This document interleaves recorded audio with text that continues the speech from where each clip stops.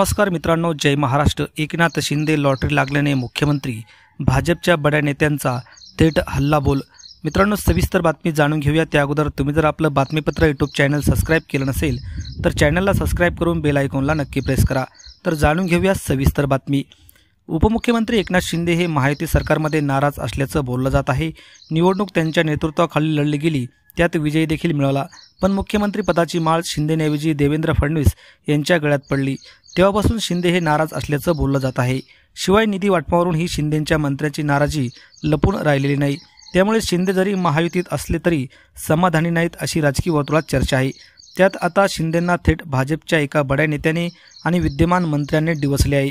Eknath Shinde lottery लागल्यामुळे मुख्यमंत्री झाले असा टोला या भाजप मंत्र्यांनी लावला आहे, परंतु कमावलेलं टिकवता आलं पाहिजे असा सल्ला देखील हा नेता द्यायला विसरला नाही।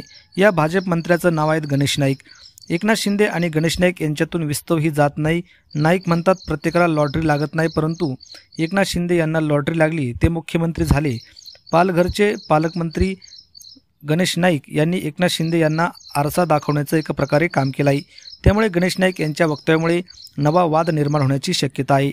नाईक यांनी आता केलेलं वक्तव्य हे शिवसेना शिंदे गटाच्या मनाला लागणार आहे। त्यामुळे शिंदेंच्या शिवसेनेकडून आता कशा पद्धतीने प्रत्युत्तर दिले जाते याकडे राजकीय वर्तुळाचं लक्ष लागलं आहे।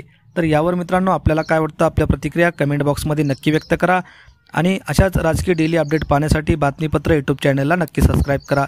धन्यवाद। जय महाराष्ट्र।